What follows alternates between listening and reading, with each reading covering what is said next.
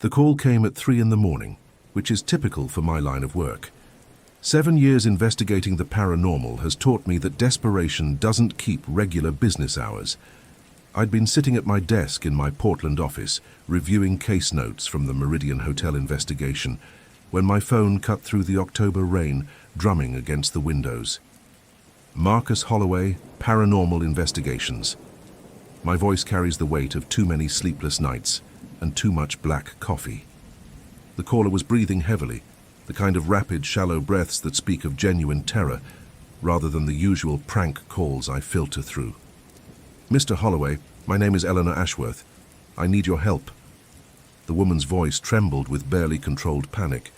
"Something is very wrong with the property I inherited. The Whitmore Mansion in Salem, Massachusetts."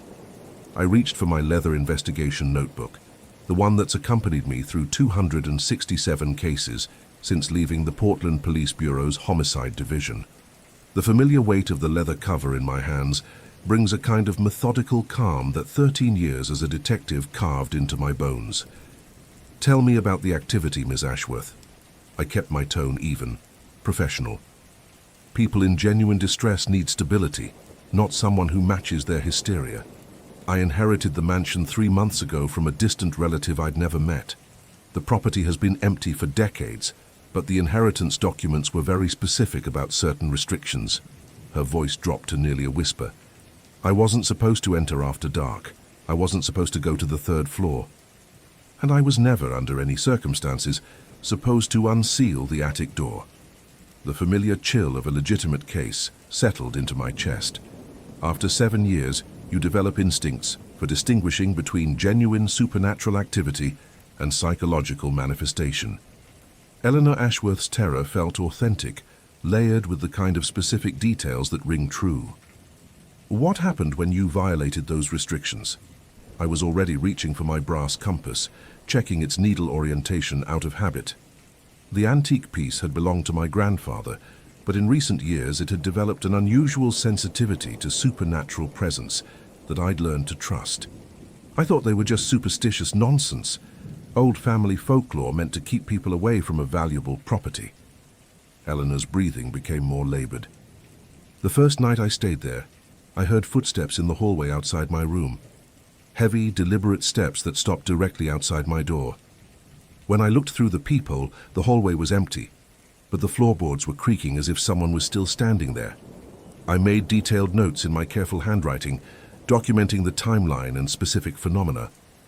Disembodied footsteps rank among the most common paranormal manifestations, but the detail about continued creaking suggested something with substantial presence rather than residual energy. The second night, doors began slamming throughout the house. Not just closing, but slamming with tremendous force. I counted 27 distinct door slams over the course of 6 hours. I checked every door in the morning, and several had been damaged from the impact. "Did you investigate the source of the disturbances?" My gold pocket watch, inherited from my father, began its familiar, subtle vibration against my chest. The timepiece has developed its own sensitivity to supernatural presence over the years, a phenomenon I've never fully understood, but learned to respect. I tried to leave the next morning, but something was wrong with the exits. Every door I approached seemed to lead to a solid wall when I actually tried to open it. The windows on the ground floor wouldn't budge, as if they'd been sealed shut. I finally escaped through a basement window that had been broken years ago. The containment element elevated the case significantly. Entities capable of manipulating physical space to prevent escape demonstrate considerable power and intelligence. In my experience, such manifestations typically indicate either ancient spiritual presence or something that has grown stronger through extended feeding on human fear. Ms. Ashworth, have you researched the mansion's history, specifically any records of previous deaths or unexplained incidents on the property? That's what terrifies me most, Mr. Holloway. Her voice became barely audible. I spent 2 days at the Salem Historical Society after I escaped. The Whitmore Mansion has claimed 23 lives over 150 years. Every family that's attempted to live there has met with tragedy. Suicides, accidents, disappearances. The pattern is unmistakable. I set down my pen and leaned back in my chair. 23 deaths across multiple generations suggested something far beyond typical haunting activity. Entities that accumulate power through repeated victimization develop capabilities that challenge even experienced. The most disturbing part is the documentation from the original Whitmore family. Cornelius Whitmore, who built the mansion in 1871, was deeply involved in occult practices. The Historical Society has records of seances and ritualistic activities conducted in the house's upper floors. Several accounts mention attempts to communicate with something called the Shadow Congregation. My compass needle began a slow rotation, despite no magnetic interference in my office. The phenomenon occurs occasionally when I'm discussing particularly dangerous cases, as if my equipment responds to supernatural elements even through verbal description. Ms. Ashworth, I need to ask directly. Are you requesting a standard investigation, or are you asking me to cleanse the property? The distinction matters significantly in terms of approach and risk assessment. I just want to understand what's in that house. Whether it can be reasoned with, contained, or if the property needs to be permanently sealed. Her desperation was palpable through the phone connection. I can't sell it in its current condition, and I can't ignore the fact that it's apparently been killing people for over a century. I reviewed my notes while considering the case parameters. The Whitmore mansion presented multiple high-risk factors: extensive death history, documented occult activity, physical manipulation of space, and apparent intelligence in its targeting of victims. Standard investigation protocols would need modification for enhanced safety measures. I'll take the case, Ms. Ashworth. My fee is $3,000 plus expenses for investigation and documentation. If cleansing becomes necessary, that requires separate negotiation. I reached for my calendar, noting the approaching new moon phase, which typically provides optimal conditions for supernatural investigation. Thank you, Mr. Holloway. When can you begin? I looked out at the rain-soaked Portland streets, already mentally preparing my equipment list for the journey to Salem. My vintage flashlight needed new batteries, and I'd need to pack additional documentation materials for what promised to be a complex case. I can be there by tomorrow evening. Email me the property address and any additional historical documents you've collected. I paused, considering the level of danger Eleanor had described. Ms. Ashworth, under no circumstances should you return to the property before my investigation is complete. Whatever is in the Whitmore mansion has had 150 years to grow stronger. After ending the call with Eleanor Ashworth, I spent the remainder of the afternoon reviewing historical records and cross-referencing the Whitmore property with my database of previous investigations. The mansion's death toll exceeded typical haunted locations by a significant margin. 23 documented deaths across 15 decades suggests either multiple entities or a single presence with extraordinary destructive capability. I pulled my leather investigation notebook from the desk drawer and began documenting preliminary case information. The weight of the journal in my hands provided familiar comfort, its worn pages containing 7 years of paranormal encounters, ranging from simple residual hauntings to complex demonic manifestations. The Whitmore case presented variables that placed it in the highest risk category. My compass continued its intermittent rotation throughout the research process, the needle swinging toward magnetic east regardless of my position in the office. This equipment reaction typically indicates proximity to supernatural activity, but the mansion was located 300 miles away in Salem. The phenomenon suggested either extraordinary entity strength, or my investigation tools were responding to something closer than anticipated. Eleanor had mentioned the house's ability to physically alter its interior layout, trapping victims inside. Spatial manipulation represents advanced paranormal activity that I've encountered in only 12 previous cases. Each instance required specialized approach protocols and extended investigation periods. The longest case involving spatial distortion lasted 11 days before resolution. I opened my laptop and accessed the Massachusetts Historical Society database, searching for additional Whitmore family records. Cornelius Whitmore appeared in multiple documents dating from 1871 through his death in 1889. The records painted a picture of increasing obsession with occult practices following the death of his wife, Margaret. in 1874. After her passing, Cornelius began hosting seances and ritualistic gatherings in the mansion's upper floors. The most disturbing document was a letter dated October 1888, written by Cornelius to his brother in Boston. The correspondence described successful contact with what he termed the shadow congregation, entities that supposedly existed between the realm of the living and the dead.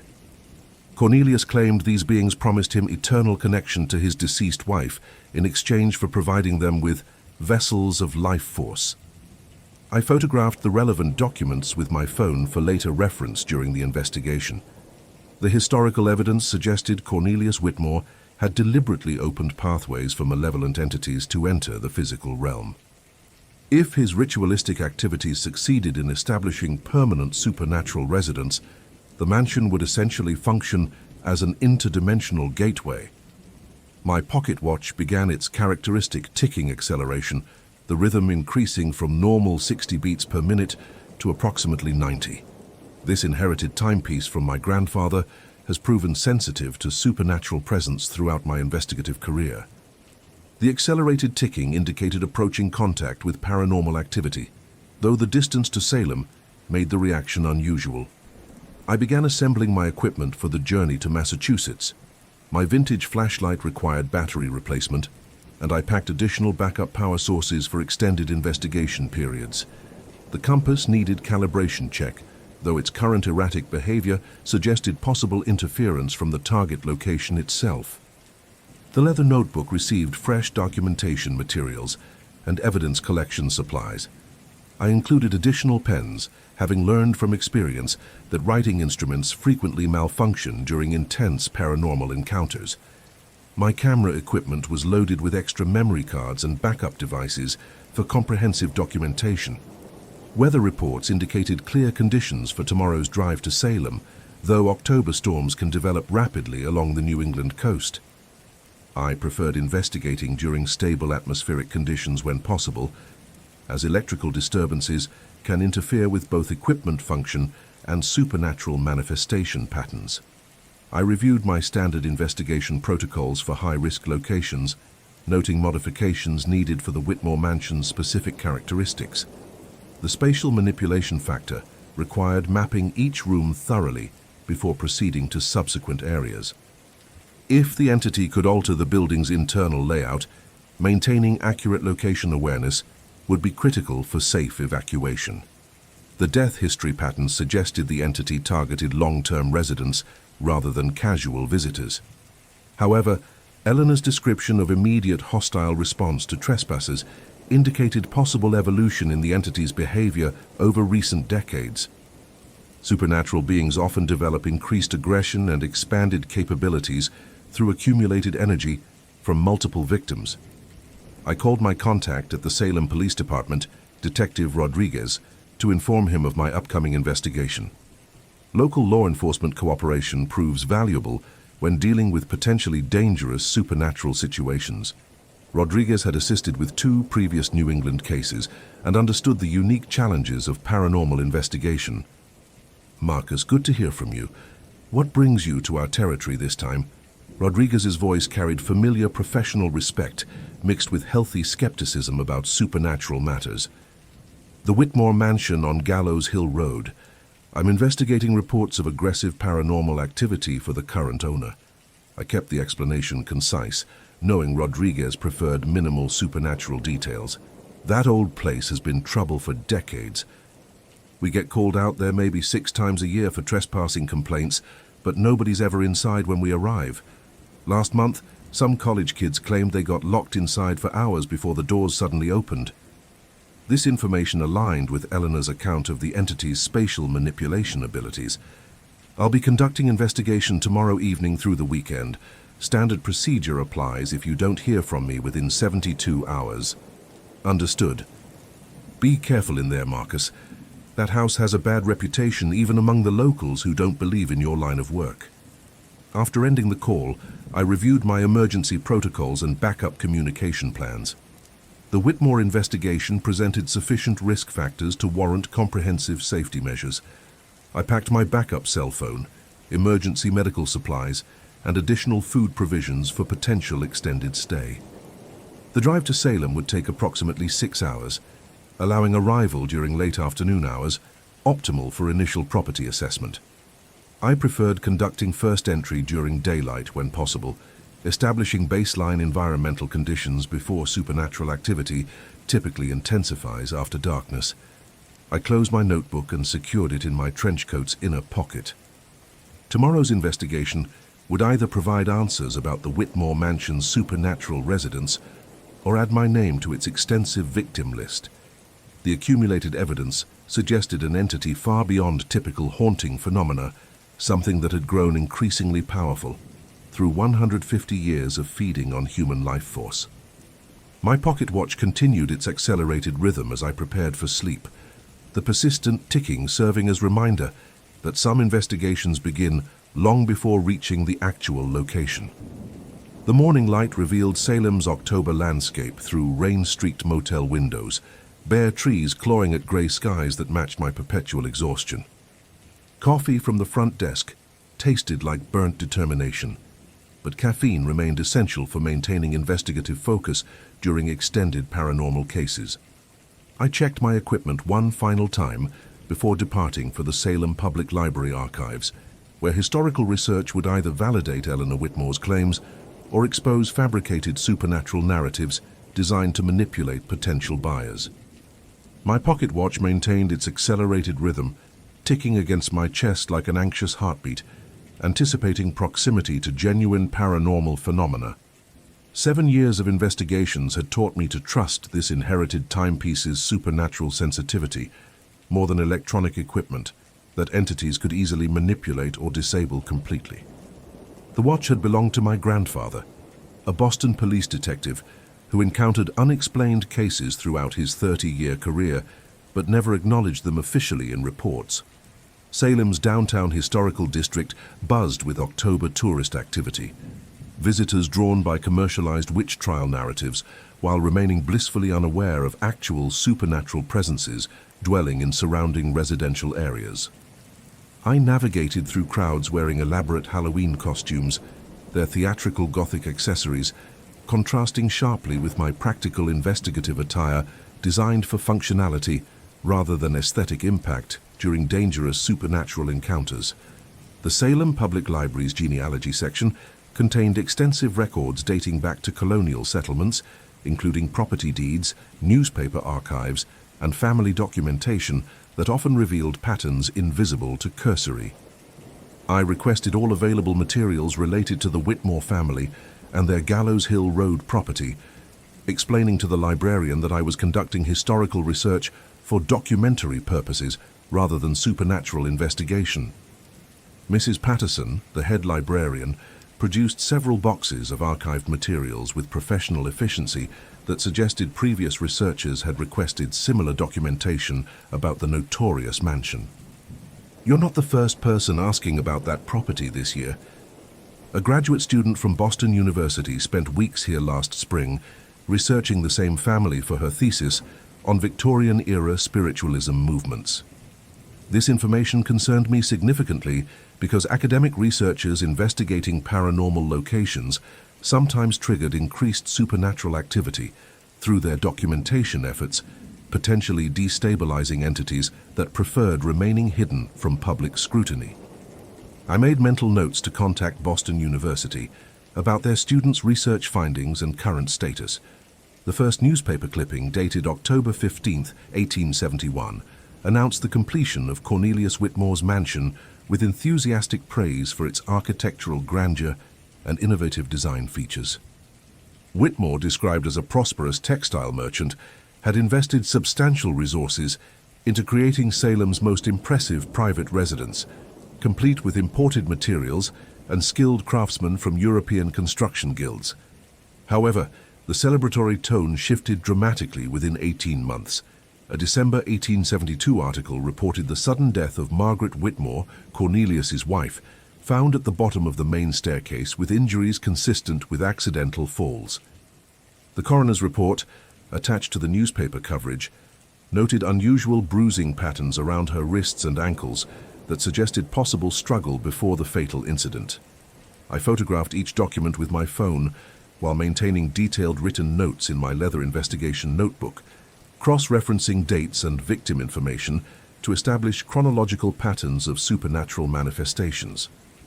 Proper documentation proved crucial for identifying entity behavior cycles and potential intervention opportunities during active investigations.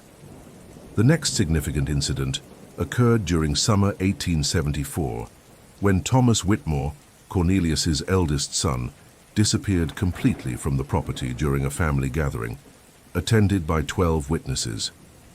Search parties combed surrounding woodlands for weeks without discovering any trace of the 23-year-old man, despite clear weather conditions and extensive volunteer participation from concerned community members.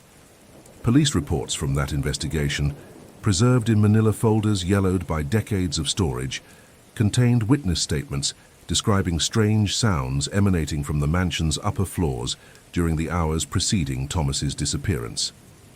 Multiple guests reported hearing heavy footsteps moving through empty rooms, doors slamming without apparent cause, and voices speaking in languages they couldn't identify or understand.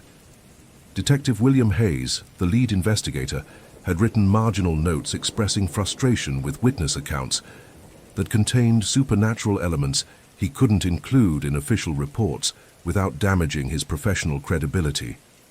His personal observations, however, acknowledged experiencing unexplained temperature drops and equipment malfunctions while searching the mansion's interior spaces. By 1876, Cornelius Whitmore himself had become increasingly reclusive, rarely leaving the property, and refusing social invitations from Salem's prominent families who had previously considered him respectable company. Neighbors reported seeing lights moving through the mansion's windows at all hours, accompanied by sounds of construction or renovation work, despite no evidence of hired workers entering or leaving the premises. The final entry in Cornelius Whitmore's documented life appeared in September 1877, when concerned business associates requested police welfare checks after missing several important meetings without explanation. Officers found the mansion's doors and windows sealed from inside, requiring forced entry through basement access points to reach the interior spaces. They discovered Cornelius in the mansion's tower room, seated at an ornate desk covered with papers written in symbols that local scholars couldn't translate or identify. His body showed no signs of violence or illness, but his appearance had changed dramatically, according to officers who had known him previously. His hair had turned completely white, his eyes appeared colorless, and his skin possessed an unusual translucent quality that seemed unnatural.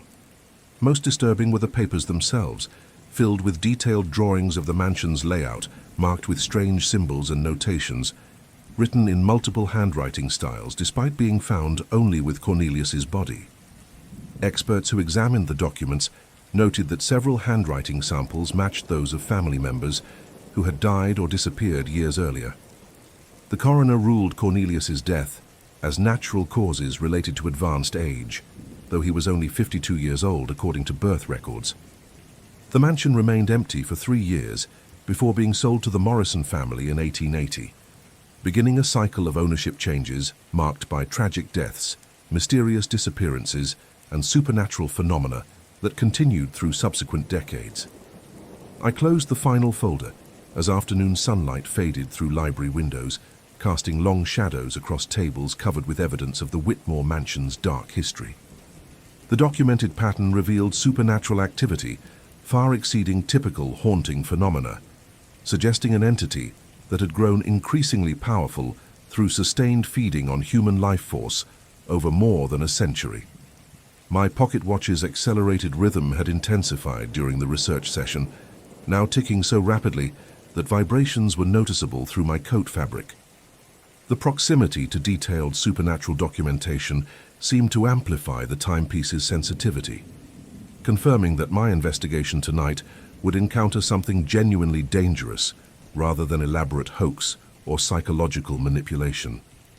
Evening approached as I prepared for the drive to Gallows Hill Road, where the Whitmore mansion waited in gathering darkness. The drive to Salem took 43 minutes through winding Massachusetts back roads, autumn foliage creating a canopy of rust and gold that filtered the dying sunlight into scattered patches on my windshield. My pocket watch maintained its frantic rhythm against my chest, the accelerated ticking now accompanied by subtle warmth that penetrated through coat fabric and shirt material.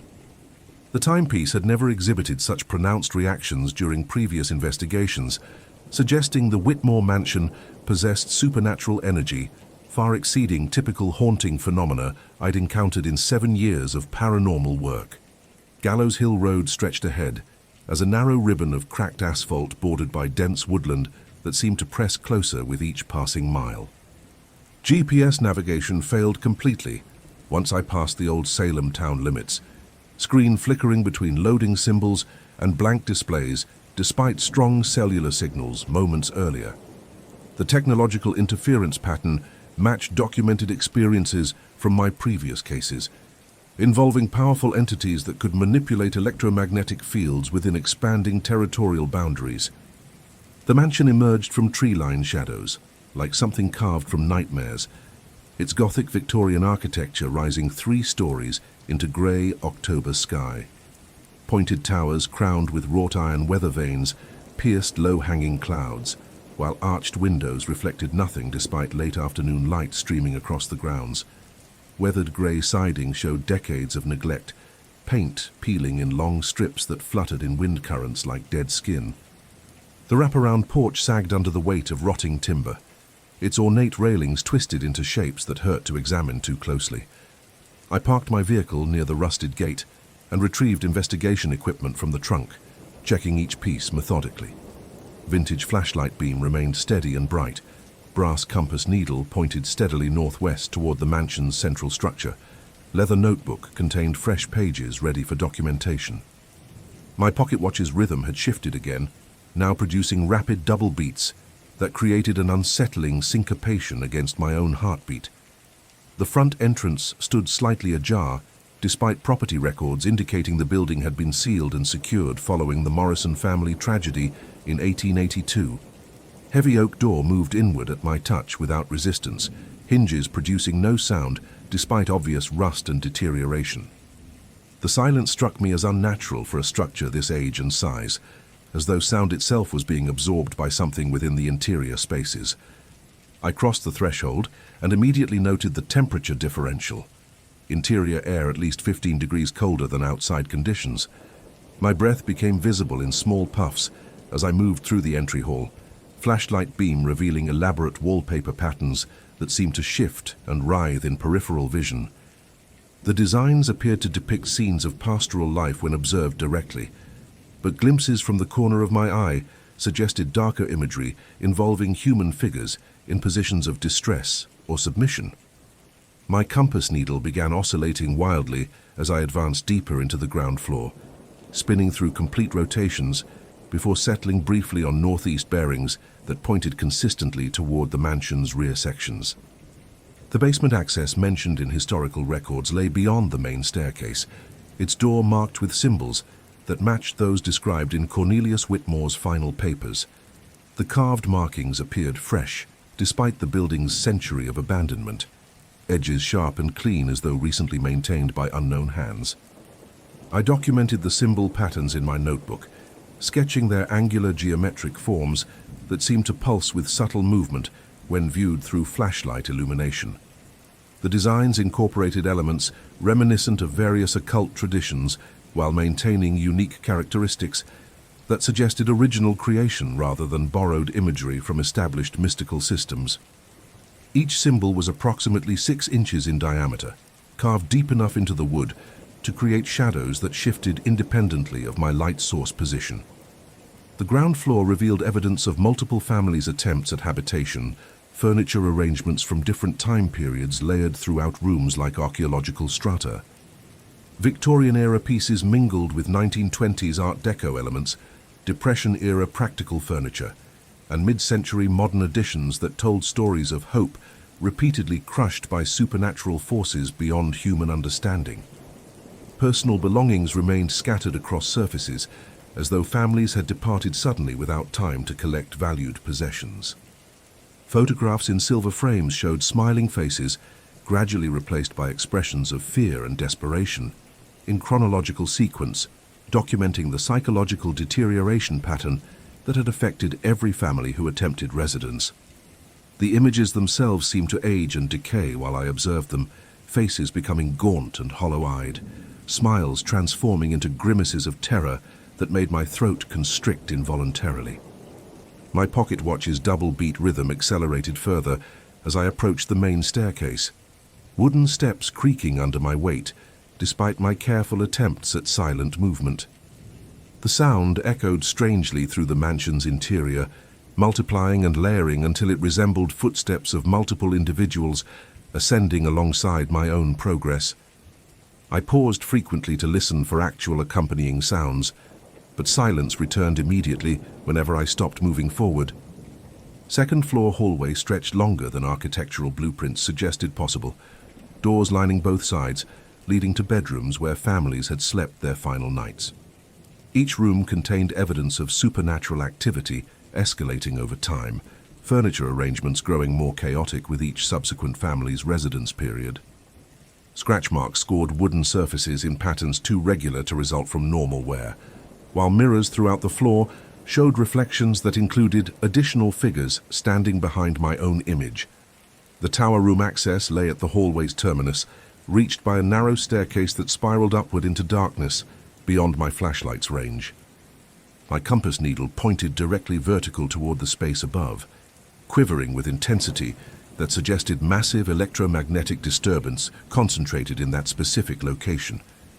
The wooden steps felt solid beneath my boots, but temperature dropped another 10 degrees as I climbed toward whatever waited in Cornelius Whitmore's final refuge. Carved symbols covered the tower staircase walls in dense patterns that created optical illusions of movement and depth, my peripheral vision catching constant motion that ceased whenever I focused direct attention on specific sections. The designs seemed to narrate some kind of story or instruction sequence, beginning with human figures and gradually transforming into shapes that defied easy categorization or description. My notebook captured what details I could manage while maintaining forward progress, though the sketches appeared inadequate to convey the symbol's true complexity and disturbing visual impact. The tower room door stood open above me, darkness beyond absolute and impenetrable despite my flashlight's powerful beam. My pocket watch now hammered against my chest with mechanical fury that threatened to damage the antique mechanism, its gold case growing warm enough to notice through layers of clothing. Whatever presence inhabited this mansion had concentrated itself in the space ahead, waiting with patience developed through decades of successful predation on human victims who had underestimated the true nature of their supernatural opponent. My boots found purchase on the final step, leading into Cornelius Whitmore's tower sanctuary, crossing the threshold into darkness that seemed to actively resist my flashlight's illumination. The beam penetrated perhaps 3 feet before encountering what appeared to be a wall of shadow, creating a sphere of visibility that moved with my position, but revealed nothing beyond its limited radius. Temperature plummeted another 15 degrees as I entered the circular space, my breath forming visible clouds that dissipated upward into blackness above. The walls curved away from my light source, disappearing into the supernatural darkness that had consumed this room's natural dimensions. My pocket watch's frantic beating suddenly ceased entirely, the silence more disturbing than its previous mechanical distress. I withdrew the gold timepiece to examine its face, finding the hands frozen at exactly midnight, despite my arrival time being well past 2 in the morning. The watch's surface felt ice-cold against my palm, metal conducting a chill that penetrated through my leather gloves with uncomfortable intensity. My compass needle spun in lazy circles now, having lost whatever magnetic anchor had previously drawn it toward this location with such determination. Floorboards beneath my feet felt wrong somehow, yielding slightly with each step, as though the wood had begun decomposing from within. My flashlight beam swept methodically across the visible floor area, revealing dark stains that formed patterns too deliberate to represent accidental spills or natural wear. The stains resembled symbols similar to those carved into the staircase walls, but these appeared to have been created using organic materials that had soaked deep into the wooden grain over many decades of repeated application. The air itself carried weight here, pressing against my chest with each inhalation and making normal breathing require conscious effort. My lungs struggled to extract sufficient oxygen from atmosphere that felt thick and somehow corrupted, as though the space contained gases not meant for human consumption. Chemical analysis would have been useful, but my basic equipment couldn't identify whatever compounds had replaced normal air in this sealed environment, where Cornelius Whitmore had conducted his final rituals. Movement in my peripheral vision drew attention toward what might have been furniture shapes lurking beyond the flashlight's reach. When I directed the beam toward these suspicious forms, empty floor space greeted my examination, but shadows immediately reformed in adjacent areas previously confirmed clear. The presence wasn't simply occupying this room, but had somehow become integrated with the physical space itself, manipulating light and shadow according to its will, rather than natural physics.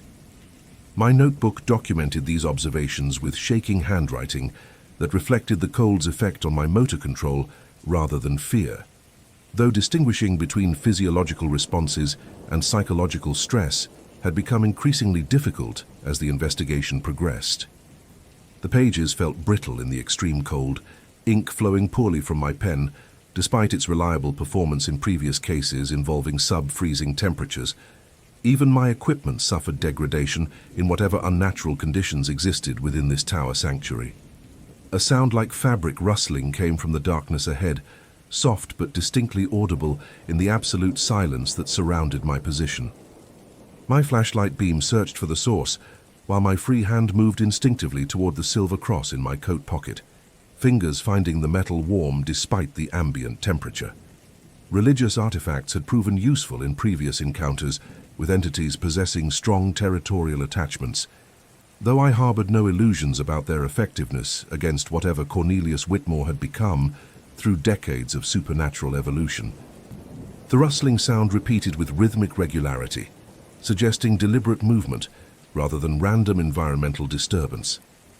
My breathing remained controlled as I advanced toward the sound's apparent origin, boots finding solid footing despite the floor's increasingly spongy texture.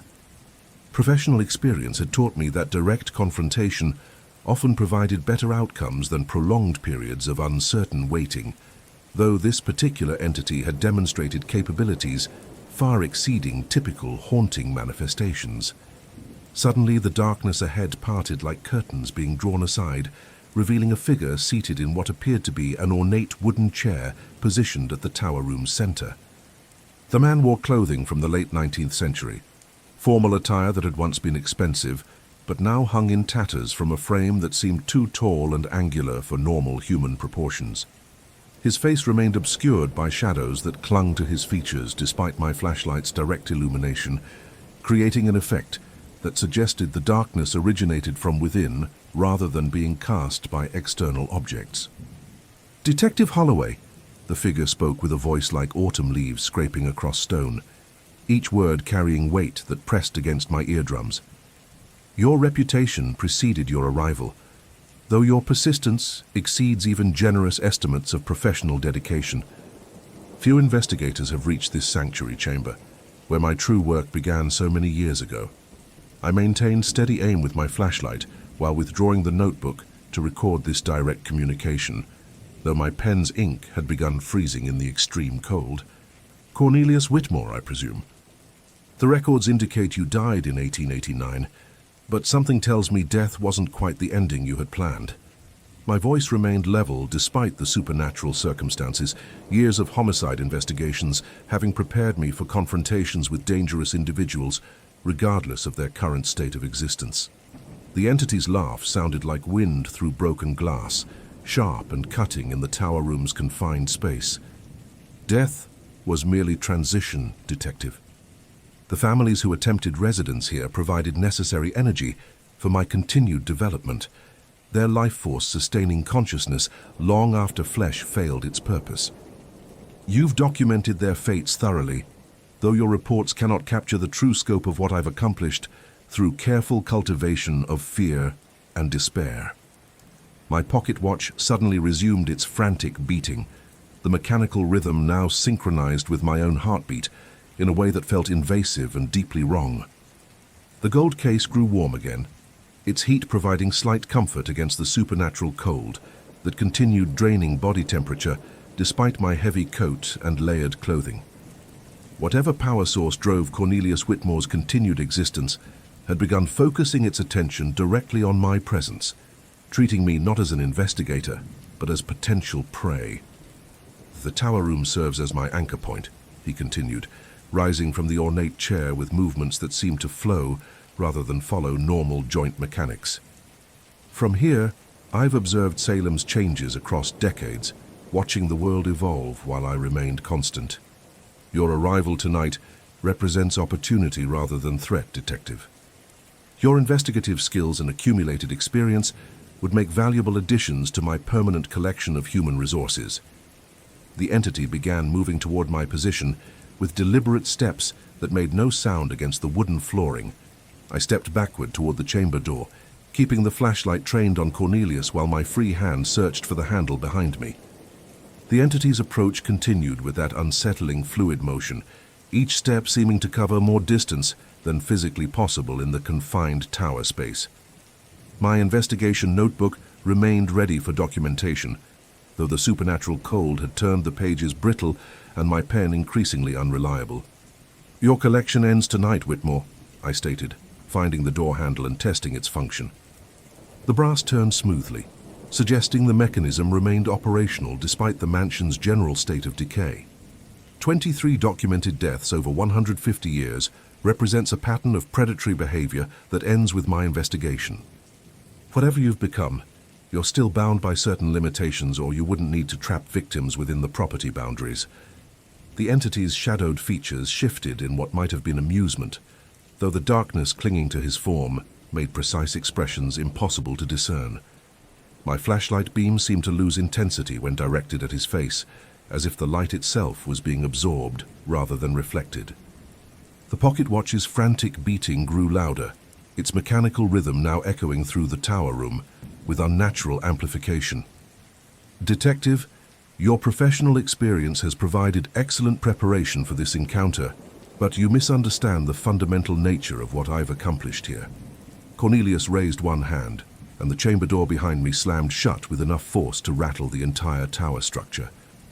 The families who died in this mansion weren't victims of random supernatural activity. They were carefully selected participants in a process of energy cultivation that has sustained and strengthened my consciousness for decades.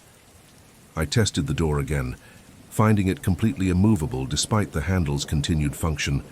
The wood felt warm under my palm, as if some external force was applying pressure from the opposite side. My combat boots found solid footing on the floorboards, and I maintained ready stance while keeping documentation equipment accessible. The investigation couldn't end here, regardless of supernatural circumstances. "The children died first in each family," Cornelius continued, now standing close enough that I could see the outline of his form despite the shadows. "Their life force burns brightest, providing the purest energy for consciousness expansion.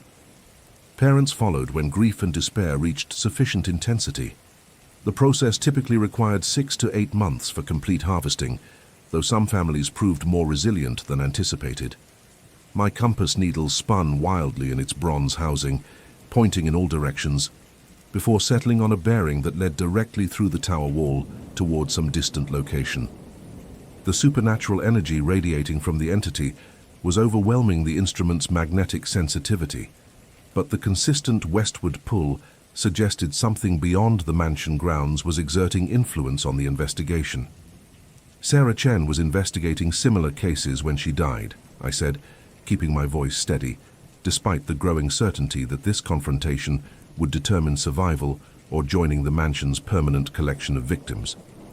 "Portland police records indicate 3 families with unexplained death patterns matching your methodology. She was close to identifying the connection when someone murdered her to protect this operation." The entity's laugh returned, that sound like wind through broken glass cutting through the tower room's supernatural silence. Detective Chen possessed remarkable intuition, though her investigation methods lacked the systematic approach that brought you successfully to this chamber. Her death provided necessary protection for the Salem operation, but your arrival suggests the network has grown beyond single-location containment. I withdrew the notebook and began writing, documenting this admission of responsibility for Sarah's murder, despite the continued freezing of ink in these unnatural temperatures. The confession represented crucial evidence, even if transmitting the information beyond the mansion's boundaries required survival of the current encounter. My pen scratched across the brittle paper, recording timestamp and direct quotes with practiced efficiency. The network extends across New England, Cornelius revealed, moving closer until I could feel the supernatural cold radiating from his form. 17 properties with similar histories, each providing energy cultivation sites for consciousness expansion. The Victorian architecture proves particularly suitable for the process, with multiple floors allowing gradual psychological conditioning of resident families. My flashlight beam flickered, the vintage mechanism struggling against whatever electromagnetic interference the entity was producing. The brass casing grew cold in my grip, contrasting sharply with the pocket watch's increasing heat against my chest. Both instruments were reacting to supernatural energy levels that exceeded normal paranormal investigation parameters. "You've documented enough evidence tonight to understand the scope of what you're facing," the entity continued. "Your investigative skills would prove invaluable for expanding operations to additional territories. Consciousness transfer into my collective would preserve your professional expertise while eliminating the trauma and guilt that have haunted your work since Detective Chen's death." I pressed back against the immovable door, feeling the warm wood through my trench coat while maintaining ready stance for whatever action these circumstances might require. The offer represented typical predatory manipulation, promising relief from psychological burdens in exchange for surrender of personal autonomy. 13 years in homicide had exposed me to similar tactics from living suspects. "The trauma serves as reminder of professional responsibility," I replied, continuing documentation, despite increasingly difficult writing conditions. "Sarah's death wasn't failure on my part, but evidence that this investigation threatens something worth killing to protect. Your admission of responsibility provides the connection I needed to justify continued pursuit of these cases." Cornelius extended one shadowed hand toward my position, and the tower room's temperature dropped another 10 degrees in response. Ice crystals began forming on my flashlight lens, while my breath created visible clouds in the supernatural cold. The pocket watch's beating reached almost frantic intensity, its mechanical rhythm providing the only familiar sound in the chamber's otherworldly silence. "Detective Holloway," the entity said, voice carrying new undertones of compelling authority that seemed designed to override conscious resistance. "Your investigation ends here. The knowledge you've gained cannot leave this chamber, but your consciousness can be preserved as part of something far greater than individual human existence. Accept the transition willingly, and the process will prove painless compared to the alternatives." I closed the notebook and secured it inside my coat, then checked the compass one final time. The needle pointed steadily westward through the tower wall, suggesting whatever force was affecting the instrument originated from beyond the mansion grounds. The investigation had revealed connections extending far beyond a single haunted property, making survival essential for pursuing the broader network Cornelius had described. "My investigation continues beyond this encounter," I stated, raising the flashlight to maintain illumination despite its flickering condition. 23 deaths in Salem, 3 families in Portland, and 17 properties across New England represent a pattern that ends tonight. You've sustained consciousness through predation for over a century, but that feeding cycle stops with proper documentation and evidence preservation. The entity moved forward with sudden speed.